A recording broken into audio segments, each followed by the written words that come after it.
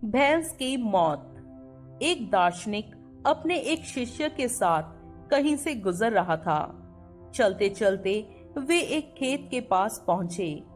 खेत अच्छी जगह स्थित था, लेकिन उसकी हालत देखकर लगता था मानो उसका मालिक उस पर जरा भी ध्यान नहीं देता था। खैर, दोनों को प्यास लगी थी, सो वे खेत के बीचों बीच बने एक टूटे फूटे घर के सामने पहुंचे और दरवाजा खटखटाया। अंदर से एक आदमी निकला। उसके साथ उसकी पत्नी और 3 बच्चे भी थे।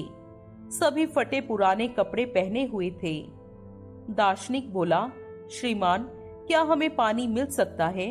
बड़ी प्यास लगी है। जरूर, आदमी उन्हें पानी का जग थमाते हुए बोला। फिर दार्शनिक ने प्रश्न किया, मैं देख रहा हूँ कि आपका खेत इतना बड़ा है, पर इसमें कोई फसल नहीं बोई गई है और ना ही यहाँ फलों के वृक्ष दिखाई दे रहे हैं, तो आखिर आप लोगों का गुजारा कैसे चलता है? जी, हमारे पास एक भैंस है, वो काफी दूध देती है। उसे पास के गांव में बेचकर कुछ पैसे मिल जाते हैं और बचे हुए दूध का सेवन करके हमारा गुजारा चल जाता है, आदमी ने समझाया।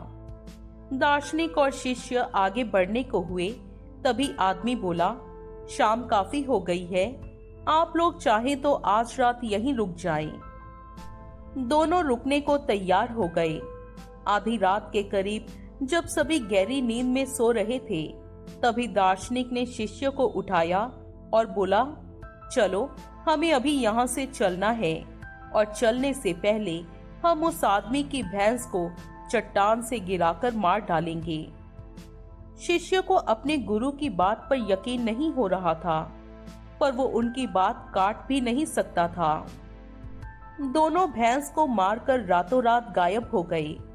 ये घटना शिष्य के जहन में बैठ गई और करीब 10 साल बाद जब वो एक सफल उद्यमी बन गया, तो उसने सोचा क्यों ना अपनी गलती का पश्चाताप करने के लिए एक बार फिर उसी आदमी से मिला जाए और उसकी आर्थिक मदद की जाए।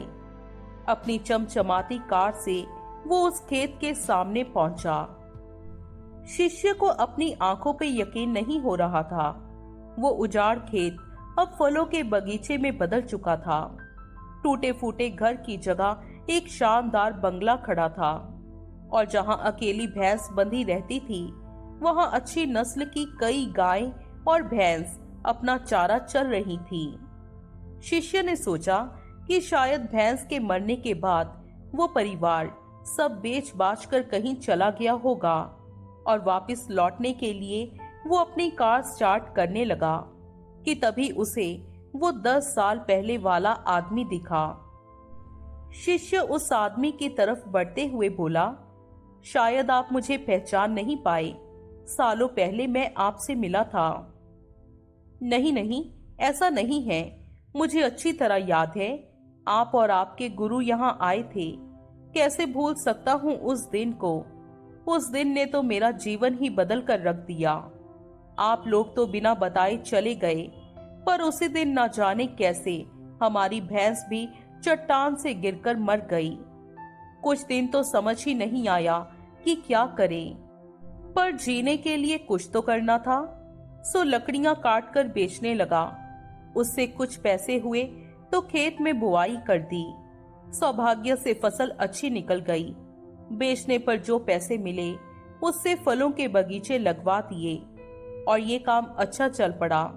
और इस समय मैं आसपास के 1000 गांव में सबसे बड़ा फल व्यापारी हूँ। सचमुच ये सब कुछ ना होता अगर उस भैंस की मौत ना हुई होती। शिष्य ने आश्चर्य से पूछा, लेकिन यही काम आप पहले भी कर सकते थे? आदमी बोला, बिल्कुल कर सकता था, पर तब जिंदगी बिना उतनी मेहनत के आराम से चल रही थी। कभी लगा ही नहीं कि मेरे अंदर इतना कुछ करने की क्षमता है, सो कोशिश ही नहीं की। पर जब भैंस मर गई तब हाथ पांव मारने पड़े और मुझ जैसा गरीब बेहाल इंसान भी इस मुकाम तक पहुंच गया। आज शिष्य अपने गुरु के उस निर्देश का असली मतलब समझ चुका था और बिना किसी पश्चाताप के वापस लौट पा रहा था। दोस्तों, इस कहानी से हमें ये शिक्षा मिलती है कि कई बार हम परिस्थितियों के इतने आदी हो जाते हैं कि बस उसी में जीना सीख लेते हैं, फिर चाहे वो परिस्थितियां बुरी ही क्यों ना हो। हम अपनी जॉब से नफरत करते हैं, पर फिर भी उसे पकड़े पकड़े जिंदगी बिता देते हैं। तो कई बार हम बस इसलिए नए बिजनेस के बारे में नहीं सोचते क्योंकि हमारा मौजूदा बिजनेस दाल रोटी भर का खर्चा निकाल देता है।